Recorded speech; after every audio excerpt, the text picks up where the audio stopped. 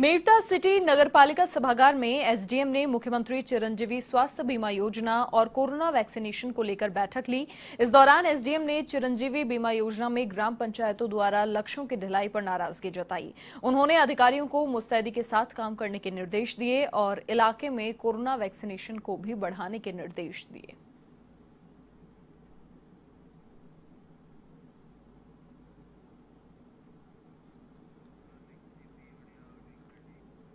सहाड़ा विधानसभा उपचुनाव मतदान के मद्देनजर भीलवाड़ा नगर परिषद स्थित महाराणा प्रताप सभागार में सेक्टर एरिया मजिस्ट्रेट और पुलिस पार्टी को प्रशिक्षण प्रदान किया गया, जिसमें उन्हें कोरोना गाइडलाइंस के साथ ही मतदान की जानकारी प्रदान की गई। वहीं प्रशिक्षण प्रकोष्ठ के सहायक प्रभारी नारायण जांगेठिया ने कहा कि इस प्रशिक्षण में बूथों की जानकारी, उनके संबंधित अधिकारियों समेत कई जानकारी दी गई। प्रशिक्षण में एडीएम प्रशासन राकेश कुमार, एसडीएम ओम प्रभा और साथ ही अतिरिक्त पुलिस अधीक्षक चंचल मिश्रा भी मौजूद रहे।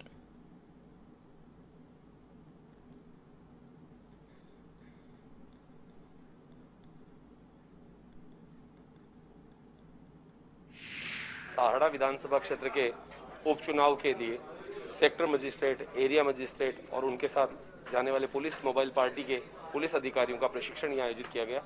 इस प्रशिक्षण के माध्यम से इन्हें जो बूथ ऐप है उसकी जानकारी, सेक्टर मजिस्ट्रेट के कौन कौन से अधिकार हैं, सेक्टर मजिस्ट्रेट किन किन धाराओं में काम कर सकते हैं, उनकी जानकारी दी गई।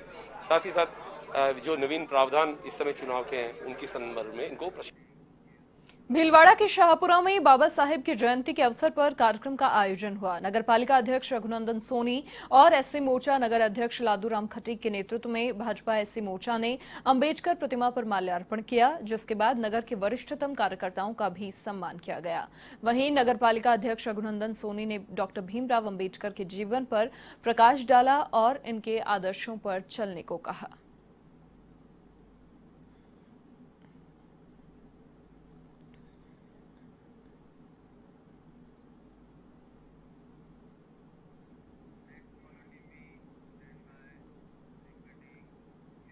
खबर सिरोही के शिवगंज से है, जहां डॉक्टर भीमराव अंबेडकर की 130वीं जयंती मनाई गई। विधायक संयम लोढ़ा ने अंबेडकर की प्रतिमा पर पुष्पमाला अर्पित की, तो वहीं शहर के नए बस स्टैंड स्थित अंबेडकर सर्कल पर अंबेडकर सेवा समिति की ओर से समारोह का आयोजन किया गया। विधायक संयम लोढ़ा ने बाबा साहेब अंबेडकर की जीवनी पर प्रकाश डाला और सभी लोगों से उनके पद चिन्हों पर चलने की अपील की।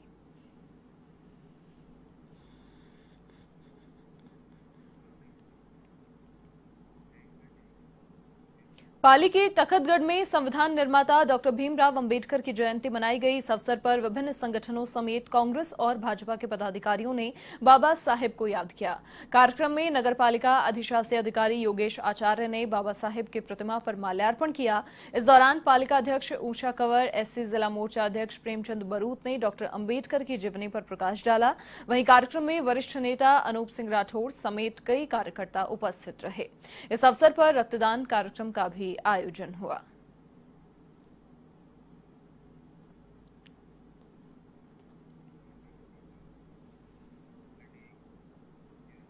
देश भर में भारत रत्न संविधान निर्माता बाबा भीमराव अंबेडकर की जयंती मनाई जा रही है। वहीं चूरू के तारानगर में भी सर्व समाज की ओर से कोरोना गाइडलाइंस की पालना करते हुए अंबेडकर जयंती धूमधाम से मनाई गई, जहां पर सर्व समाज के लोगों ने अंबेडकर स्टैच्यू पर माल्यार्पण किया और बाबा साहब को याद किया।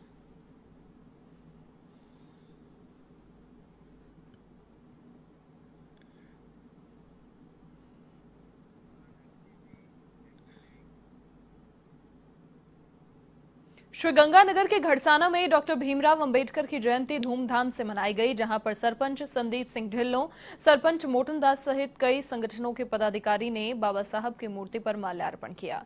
इस दौरान वक्ताओं ने कहा कि बाबा साहब का संघर्ष हर पीढ़ी के लिए एक मिसाल बना रहेगा।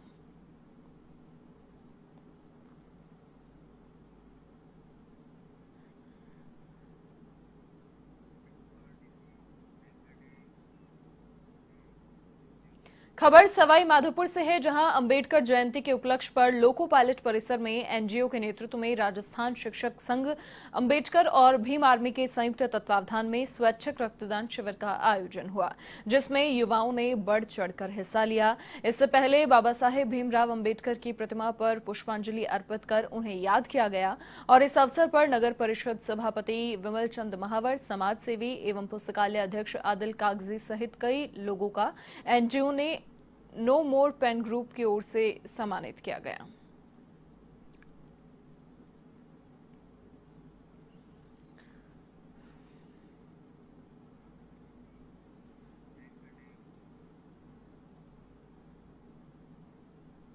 बांदीकुई शहर में अंबेडकर जयंती पर कई कार्यक्रमों का आयोजन हुआ और इसी के तहत कुटी स्थित अंबेडकर सामुदायिक स्वास्थ्य केंद्र में अभिनंदन समारोह आयोजित किया गया, जिसमें मुख्य अतिथि के रूप में विधायक गजराज खटाना ने शिरकत की।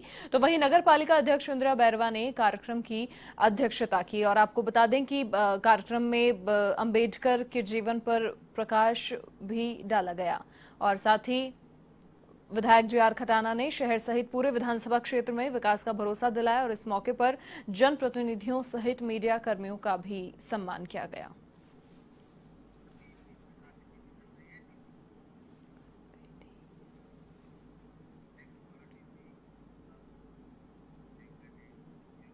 तो वहीं नेहरू युवा केंद्र बसवा ब्लॉक की ओर से बांदीकुई में डॉक्टर भीमराव अंबेडकर की जयंती मनाई गई।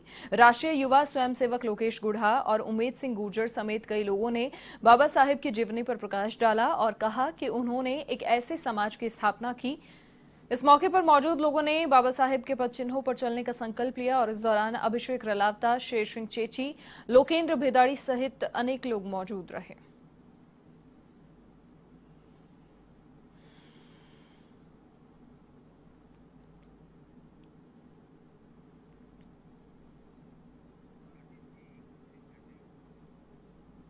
बाड़मेर के समदड़ी में भारत रत्न भीमराव अंबेडकर की 130वीं जयंती कोरोना गाइडलाइन की पालना के साथ मनाई गई।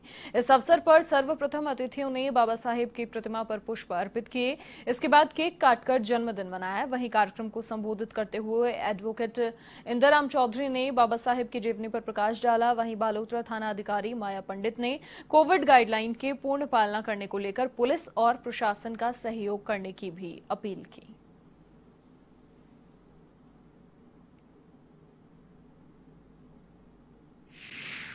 बाबा साहब की जयंती पर लोगों को उनके किए गए कामों के बारे में बताने के लिए पूर्ण सादगी पूर्ण रूप से मनाया गया।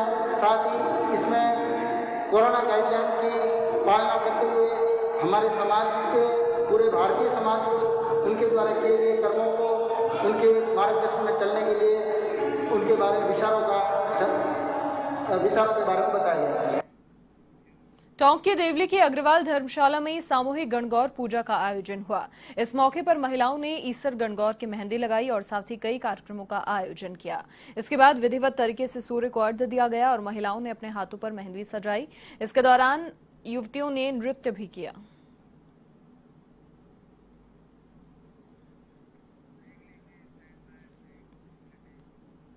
फिलहाल झुंझुनू के चिड़ावा में एक और गणगौरी गीतों से इन दिनों माहौल सुरम्य बना हुआ है। तो वहीं अब महिला और युवतियां गणगौर के समापन की तैयारियों में जुटी हैं।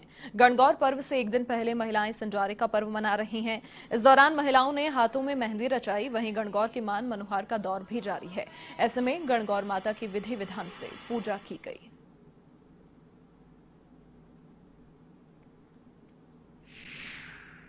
गणगौर का त्योहार साल में एक बार आता है और इस त्योहार का इंतजार हम सभी औरतों को बहुत बेसब्री से रहता है। और यह त्योहार 16 दिन तक मनाया जाता है और सिंजारे होते हैं। उसका हम सिंजारा और गणगौर हम बड़ी धूमधाम से मनाते हैं। खबर टोंक के पीपलू से है, जहां बोरखंडी कला गांव में दो बाइक के बीच आमने सामने की भिड़ंत हो गई। इस हादसे में बाइक सवार पति पत्नी की मौत हो गई। वहीं एक 10 वर्षीय बच्ची और युवक को गंभीर हालत में टोंक रेफर किया गया। थाना अधिकारी हरि नारायण मीणा ने बताया कि करियारी गांव से रामावतार मीणा अपनी पत्नी और बेटे के साथ अपने ससुराल जा रहा था, तभी सामने से आ रही बाइक से टक्कर हो गई और फिलहाल दोनों घायलों का इलाज जारी है।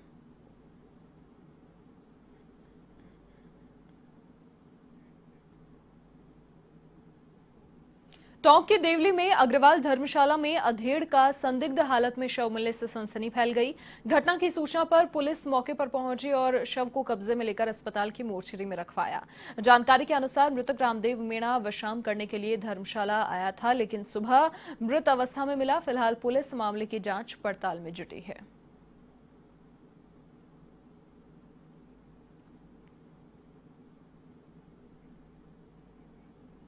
डूंगरपुर जिले के दोवड़ा थाना क्षेत्र के लापिया गांव में पेड़ पर युवक का शव लटका मिलने से सनसनी फैल गई। घटना की सूचना पाकर पुलिस मौके पर पहुंची, शव को कब्जे में लेकर अस्पताल की मोर्चरी में रखवाया। जानकारी के अनुसार मृतक लापिया निवासी विनोद अपने मामा के घर रहता था। फिलहाल पुलिस मामले की जांच पड़ताल में जुटी है।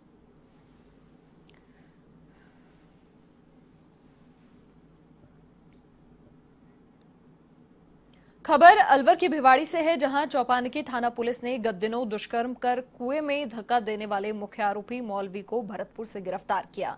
पुलिस उपाधीक्षक हरिराम कुमावत ने बताया कि 8 अप्रैल को पीड़िता के पिता ने महिला थाने में मामला दर्ज करवाया। उनकी बच्ची को गांव के ही मौलवी जफरू जबरदस्ती उठा कर ले गया और मारपीट कर दुष्कर्म की वारदात को अंजाम दिया। बच्ची की चिल्लाने की आवाज सुनकर जब परिजन मौके पर पहुंचे तो मौलवी ने बच्ची को कुएं में धकेल दिया और मौके से फरार हो गया, जिस पर पुलिस ने टीम गठित कर मामले की जांच की। तो वहीं राजीनामा करने का दबाव डालने और आरोपी को शरण देने वाले 3 लोगों को पुलिस ने पहले ही गिरफ्तार कर लिया। साथ ही मुख्य आरोपी को बुधवार को भरतपुर से गिरफ्तार कर मामले की जांच शुरू कर दी गई।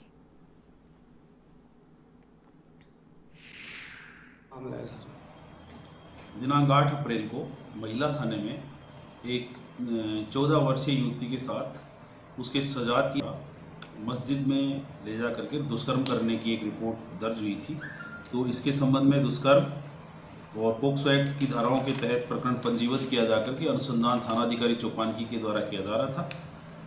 घटना चूंकि 1 तारीख की रात्रि और 2 तारीख की कल सुबह की थी, तो मौलवी मौका पा करके और फरार हो गया था, जिसमें मौलवी पुनाना थाना क्षेत्र का रहने वाला था, मेवात पुनाना थाना क्षेत्र का। अब खबर जालौर के आहार से है, जहां पर पादरली गांव में आकाशीय बिजली गिरने से 28 बकरियों की मौत हो गई। आपको बता दें कि चुंडा गांव निवासी लुम्बाराम देवासी बकरियों को चराने के लिए जंगल में गया था। इस दौरान तेज गर्जना के साथ आकाशीय बिजली गिर गई, जिससे 28 बकरियों की मौत हो गई। हालांकि गनीमत रही कि चरवाहा बाल बाल बच गया।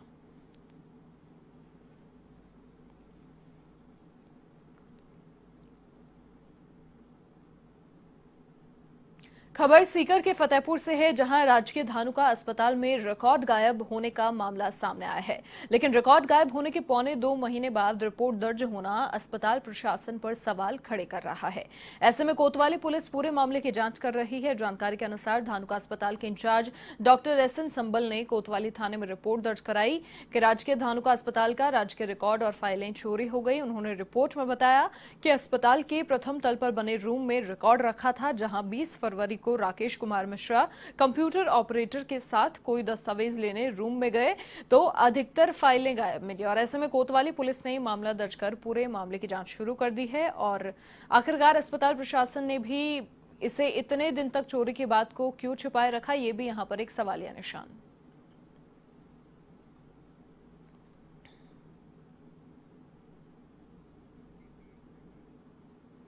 खबर जोधपुर से है, जहां बोरानाडा क्षेत्र में मनचले को मोबाइल नंबर लिखी पर्ची फेंकना भारी पड़ गया।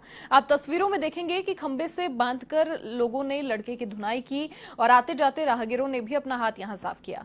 जानकारी के अनुसार लड़के ने लड़की के घर पर्ची बनाकर फेंक दी, लेकिन ये पर्ची लड़की के बजाय भाई को मिल गई। और ऐसे में भाई ने पड़ताल कर मनचले को सबक सिखाने की ठानी और फिर चैटिंग कर मनचले को घर बुलाया, जिसकी साथियों के साथ मिलकर धुनाई कर दी।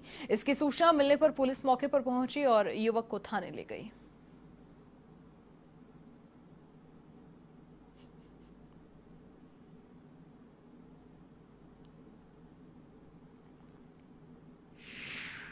सुबह जल्दी सोशल मीडिया पे इस तरह का फोटो वायरल हुआ कि एक युवक को के बांध की पिटाई करने संबंधी, इसमें तुरंत थाने पे मैसेज मिला। थाने से मौके पे पहुंचे तो एक व्यक्ति था जिस युवक को कुछ लोगों ने घेर रखा था, मोटरसाइकिल पास में खड़ी थी।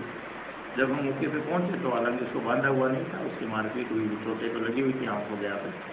और जो कुछ लोग खड़े थे जिन्होंने ये आरोप लगाए, वो किसी लड़की के साथ छेड़छाड़ के आरोप में था, बार बार हमारी गली में आता है, और आज इस गली में आए तो लोगों ने पकड़ लिया, पकड़ के उसके साथ मारपीट कर दी।